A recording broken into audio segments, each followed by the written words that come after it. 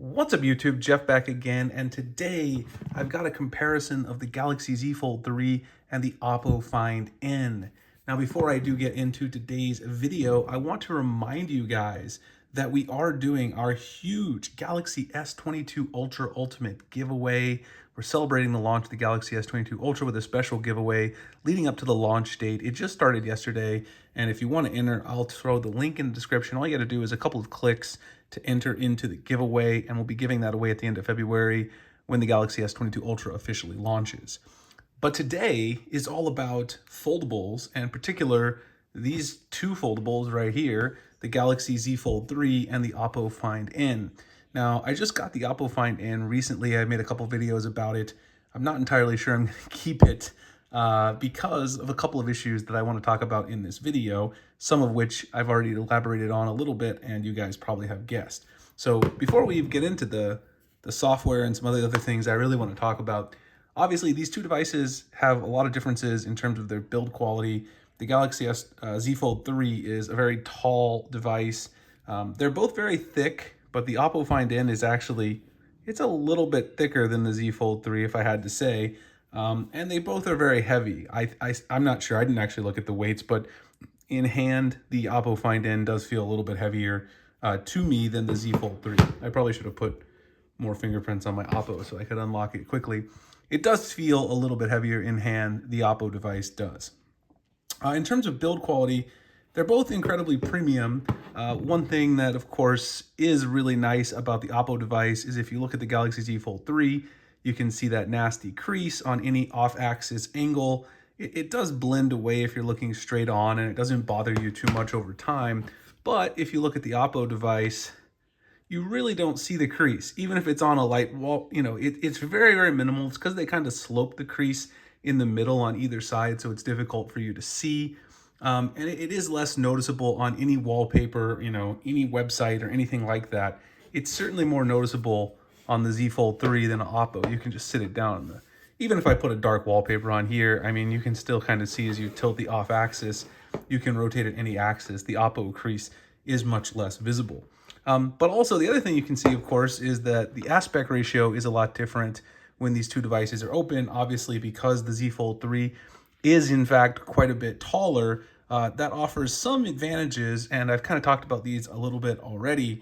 But one of the advantages is if you go into Facebook, you know, you get your full Facebook, or if you go into Instagram, for instance, you can get your full Instagram. I got way too many apps on here.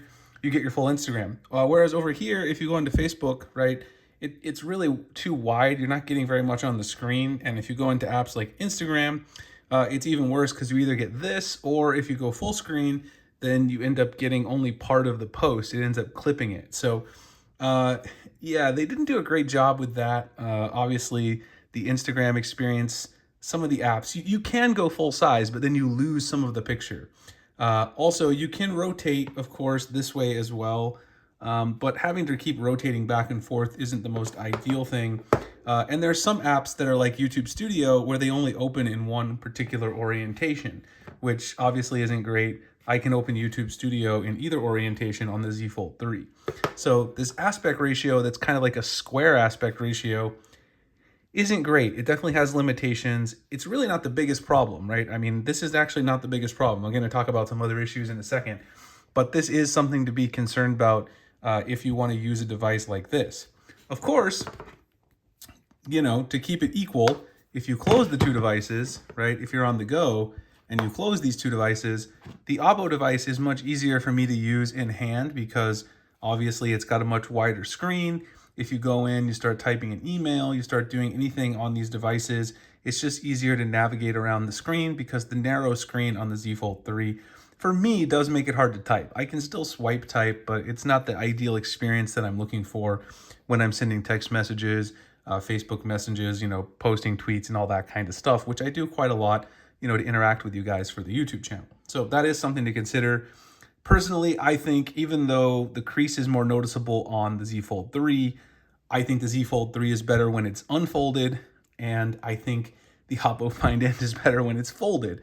I kind of want to compromise between the two of them.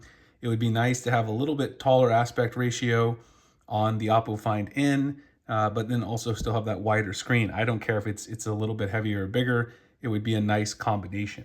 So let me unfold them again and then talk about some of the other issues that are really my big concerns with the Oppo Find N. So first of all, on this device, you're not going to get 5G in the US. And in fact, here at my house, and I don't live in the middle of nowhere, you can see it says 3G. If I actually turn the Wi-Fi off, it'll say H+, which is HSPA+, not even quite 4G LTE. So, that's on T-Mobile. So that's one thing to consider. Obviously, I don't know. I've got well, this is what I'll talk about in a second. I've got full bars here. I think I don't have a SIM in here, but when I do have a SIM in my Fold, I have full bars on my Z Fold 3 all the time. So that's not an issue, obviously, here in the US if you're using the Z Fold 3. This is a phone that if you're going to import to the US, which I know some of my subscribers are considering, that's something you have to think about. Another huge issue for me is that you cannot use Android Auto on the Oppo Find N. I use Android Auto literally every single day in my car on the way to work. You cannot use it on the Oppo Find N. Obviously on the Z Fold 3, because this is an unlocked device that's made for the US, I can use the Z Fold 3 with Android Auto, no problems. I tried it with the Oppo Find N, it would not work. And that brings me to perhaps my biggest issue with the Oppo Find N, which is the software. Now, when I imported it, I knew that this is a Chinese-only ROM because, of course, it's only sold in China. So I knew I was getting a ColorOS version that was only made for China, which is, that's fine. I don't have a huge problem with that. But there were some things I didn't realize because I hadn't used an Oppo phone in quite a while. And one of the things I did not realize, which you guys can actually see over here on my Galaxy Z Fold 3, I've customized my device quite a bit. It's running Nova Launcher. This icon pack is called U icon pack, and it's got a hex theme on it. So you guys can see I've themed all my, quick settings and using Hex Installer, which I did a video on a while ago. If you're interested, I'll post that. But it's very customized. I like to run a custom launcher, especially on software that I don't necessarily love, and the ColorOS Chinese ROM is not one I love. So I tried to install, Action Launcher, Nova Launcher onto this device. But if you go into the system settings, where it says you can set a custom launcher, none of those launchers actually show up. So I'll show you guys right here. I actually have, I don't know if I have Niagara Launcher installed because that was the last one I tried.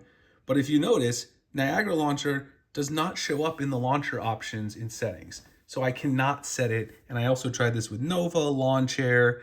I tried it with pretty much every single launcher I could think of, and I couldn't get it to work. So obviously that's concerning because I love to customize my device, being able to have the quick settings. You can check out my settings menu with the Hex Installer.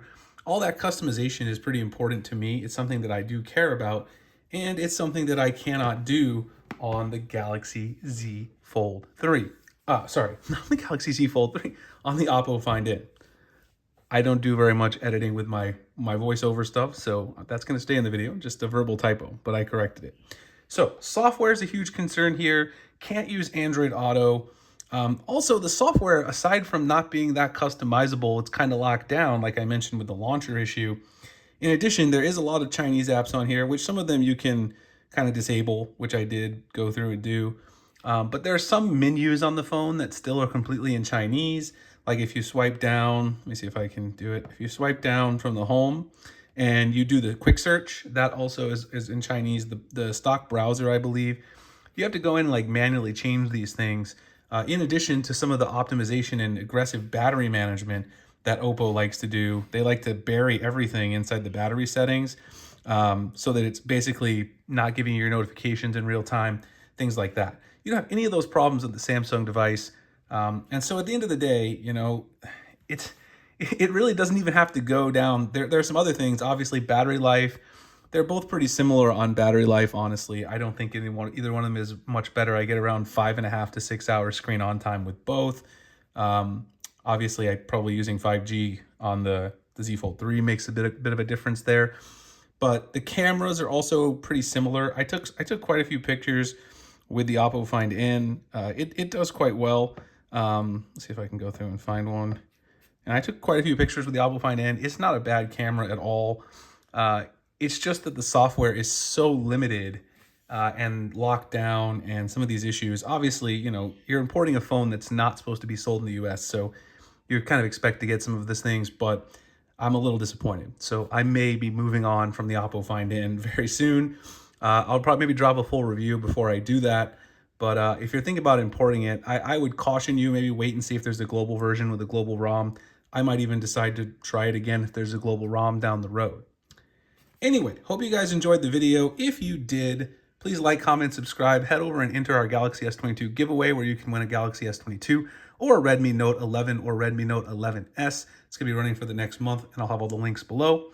Like, comment, subscribe, hit the notification icon if you want to see future videos like this, and I'll see you guys in the next one. Thanks a lot for watching.